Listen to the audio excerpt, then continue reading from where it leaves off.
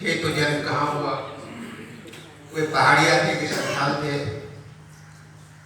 उनका जन्म सुल्तानगंज के तिलकपुर में हुआ या पाकुड़ जो स्थित पाकुड़ में जो गांव है तिलकपुर वहां हुआ।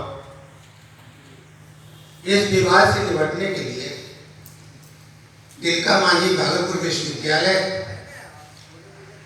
का एक दायित्व है, एक समिति बनाए और इस पर शोध परक ढंग से काम हो, उनसे जुड़ी हुई जितनी बातें हैं उन बातों को सामने लाकर देश के सामने, राष्ट्र के सामने, समाज के सामने, विश्वविद्यालय के सामने वो उसको रखे कि बहुत दिन बीत गए, इस महान स्वतंत्रता सेनानी के बारे में जैसे प्रवाद होते हैं। एक राय ये आती है कि जबड़ा पहाड़िया ही तिलका मांझी, और चूंकि जबड़ा पहाड़िया की आंखें लाल लाल थी इसलिए इनका नाम तिलका मांझी रखा गया। कुछ लोग ये भी कहते हैं कि दिन में जबड़ा पहाड़िया अंग्रेजों के साथ होते थे, रात में उनके खिलाफ संघर्ष करते थे, तो रात में वो तिलका मांझी थे, दिन में वो जबड़ा पहाड़िया थे। तो ये सब बातें अच्छी नहीं लगती है। तिलका मांझी थे, पुरातात्विक अवशेष हैं, तिलका मांझी चौक है, जबरा चौक नहीं है। हाट है तिलका मांझी के नाम पर, जहां उनको दफनाया गया है वो जगह है। विश्वविद्यालय परिषद में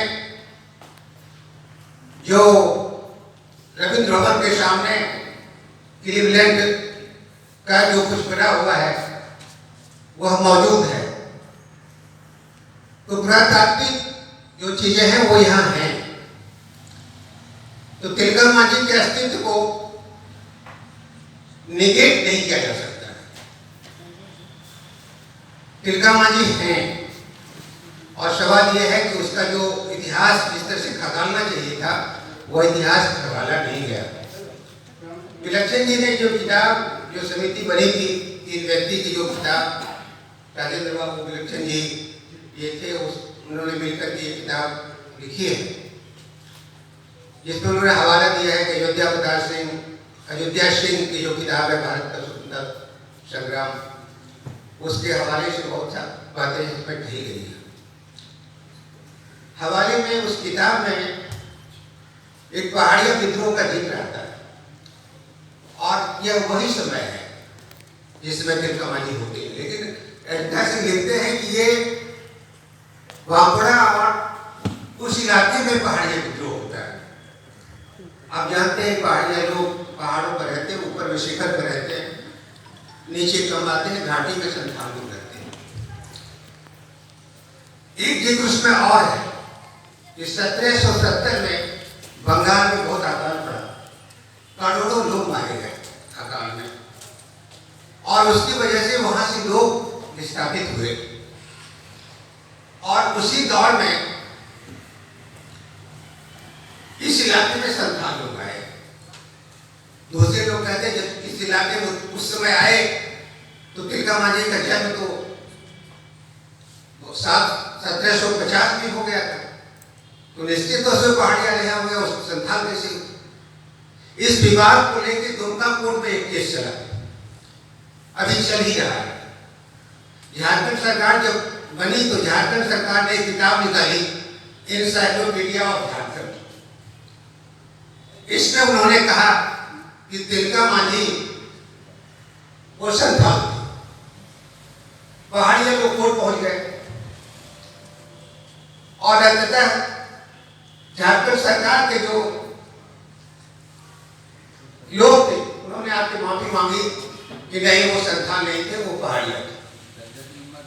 राकेश कुमार सिंह एक किताब लिखते हैं, भूल पहाड़िया के प्रयास लिखते हैं, और महासीता देवी सालगिरह की पुकार पर एक उपन्यास लिखते हैं। दोनों तिलका मांझी को केंद्र करके लिखते हैं। महासीता देवी मानती है तो संथाल थी, और राकेश कुमार जो भूल पहाड़िया लिखते हैं वो कहते हैं कि पहाड़िया। तो मुझे लगता है इस तरह के विवादों में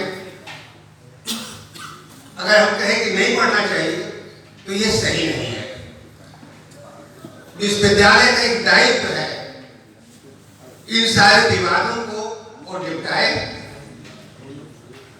एक समिति बनाए, विद्वानों की जिनका भी लगता है पर्याप्त उनमें पैसा दिया जाए। जहां जहां तिलका मांझी के संघर्ष की कथा लिखी गई है वहां लोग जाएं।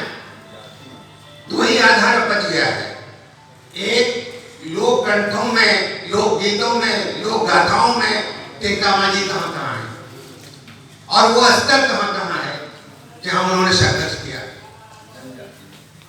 और जब तक वह बहुत विस्तार से नहीं किया जाता है तो ये विवाद हर वर्ष उठेगा और हर वर्ष पर चर्चा हम लोग करनी पड़ेगी। लेकिन इतनी बात कहते हुए मैं स्वतंत्रता सेनानी, प्रथम स्वतंत्रता सेनानी को याद करता हूँ, उनके संघर्ष को याद करता हूँ। एक सामान्य आदमी किस तरह से अंग्रेजों से लोहा लिया और संघर्ष किया, यह अद्भुत था। ईस्वी 1857 में जो संघर्ष होता है उसको माना जाता है कि प्रथम स्वतंत्रता संग्राम ये था। लेकिन उसके पहले कोनों का विद्रोह होता है 1821 में। 1855 में संथालों का विद्रोह होता है, एक बड़ा विद्रोह होता है और वह दर्ज नहीं होता है, इतिहास में दर्ज नहीं होता है। तो स्वतंत्रता जो संग्राम है वह ये पहला नहीं है, उसके पहले बहुत सारे संग्राम हुए हैं और उनको इतिहास में ठीक से दर्ज करना चाहिए। इन्हीं बातों के साथ मैं अपनी बात समाप्त करता हूँ। अपने मौका दिया इसके लिए बहुत बहुत धन्यवाद।